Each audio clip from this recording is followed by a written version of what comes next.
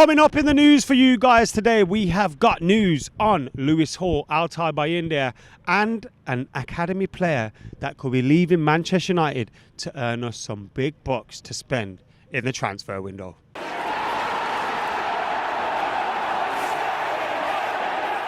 Yes, people, what's going on? Welcome to Stretford, Paddock, and good morning. Hope you guys are all doing well. It's the morning after Manchester United beat Atletico Madrid for the mighty Snapdragon Cup. Yes, Snapdragon Cup, champions of the world.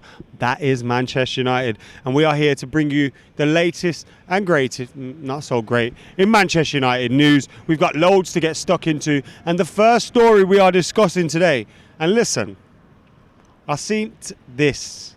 And I thought, have a day off, Bayern Munich, will ya? What the hell are you talking about?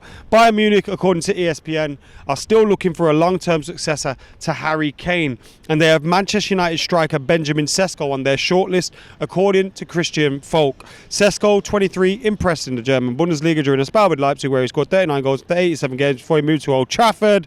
Blah, blah, blah, blah, blah. Now, about a month ago, we also heard that Barcelona were interested in Benjamin Sesko.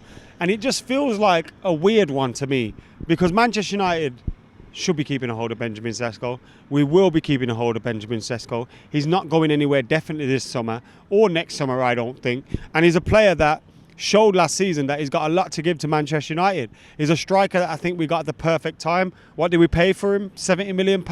Imagine we had to go in for him this summer after another impressive season in Germany. You're looking 100, 110, 120 million pounds, one of those stupid transfer fees that we're seeing for players like Elliot Anderson recently. But no, we got him for £70 million, and I think that was a shrewd bit of business for Manchester United, where you consider where the market has gone. And yes, Bayern Munich will have him on a list. Yes, Barcelona will have him on a list, because he's a very, very talented player, and I'm sure Bayern Munich have had him on a list for a long time, from when he was at Leipzig and when he was performing really well in the Bundesliga. They usually clean up and sign players that are doing well at other clubs in the German league. But this one, they won't be getting. Bayern Munich won't be getting Benjamin Sesko off Manchester United. Top quality player, and I'm really excited to see him play for us this season actually as well, because I think last season we did get to see him play well, but he also had injuries at times. He wasn't playing, he didn't start the season for us, did he? But when he got going, I thought he looked like a real talent, and a talent that Manchester United can be improving, building on that potential, and hopefully scoring plenty of goals for us next season. I can't see him going anywhere. We also have news from Fabrizio Romano, which is that Manchester United are ready to launch their opening bid in what would become their most expensive signing of the summer. And Fabrizio Romano apparently has confirmed the deal is approved. Now, this is about Lewis Hall. Fabrizio said there are many questions on Lewis Hall and Manchester United. I already told you this in June, and I stand by my information. United really appreciate Lewis Hall, and Man United consider Lewis Hall an ideal player they would like to add to their squad. So, Lewis Hall is on the list for sure, and he's a player internally approved at Manchester United. Now, internally approved means that everyone agrees that we should be signing him. We've heard how it's like, you know, everyone comes around and everyone discusses things, and you have the stats team and the scouting team and this team and that team and Jason Wilcox and Michael Carrick and this, that and the other, and they all have to agree on a signing if we are to make a signing. Now, Lewis Hall seems like a sensible signing to make. Manchester United have Luke Shaw, who's our main left back. Yes, we have people like Mazraoui and Delo who can play there, but we need them at right back. And we need someone to challenge Luke Shaw. Luke Shaw did excellent for United last season, played 38 Premier League games. It's what we want to see from him. But can we guarantee that this season? I'm still not sure. And Lewis Hall at 21 years old, one of the best fullbacks already in the league.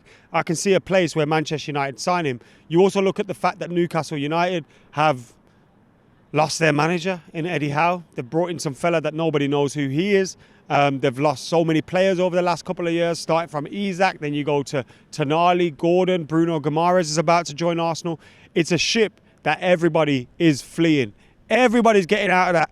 And I hope Lewis Hall is another one to do that. And part of me goes, you know what? How is it possible that if they sell Tonali and they sell Bruno and they sell Gordon in this transfer window, how are they possibly going to let Lewis Hall go? But I imagine after they sold Gordon and they sold Tonali, they went, there's no way we sell Bruno Guimaraes. But there is way. There is a way. Everyone's getting out of there. Newcastle need to rebuild with players that actually want to be there, which are very few and far between. And Lewis Hall should be a Man United player.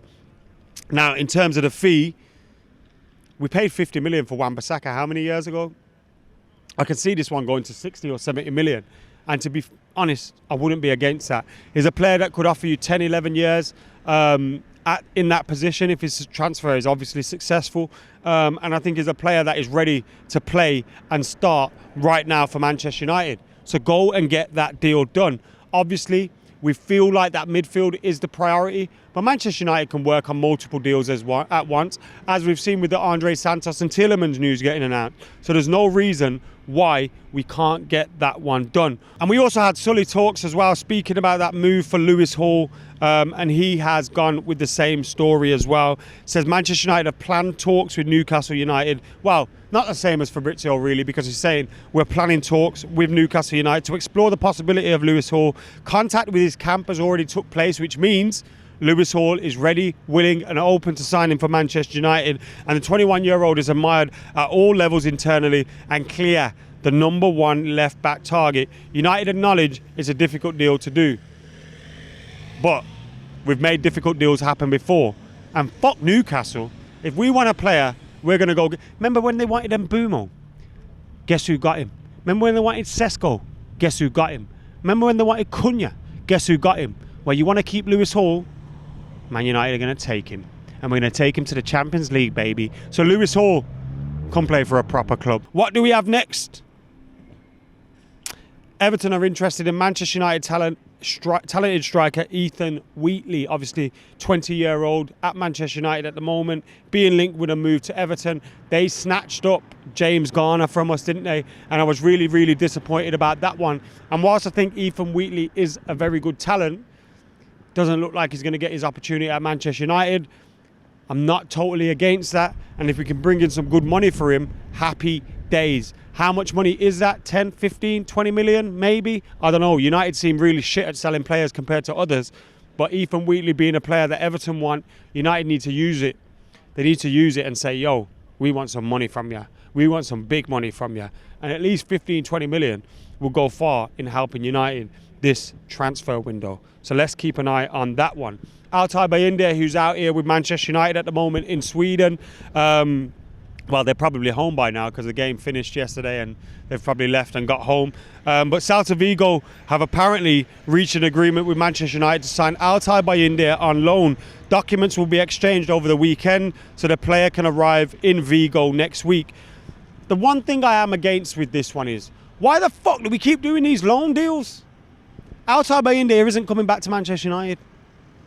He'll never play another game for us unless it's in a pre-season friendly or something like that. So why are we fannying around with these loan deals and all that kind of stuff? Just get him gone and get some money for him. All right, it's great to get his wages off the book and all that kind of stuff, but I'm just sick of these loan deals for players that we know are never going to return. Just get it done and get it done permanently. Anyway, guys, that has been the news brought to you by me, Adam McCullough, on this Stretford Paddock. We've had loads going out around the tour. We'll have loads more coming up because we've still got trips to Gothenburg, Dublin, and Wrocław as well in Poland. So make sure you're keeping it locked. Hit that subscribe button, like, comment, share. I've been Adam McCullough. I'm out of here. His number plate says poo.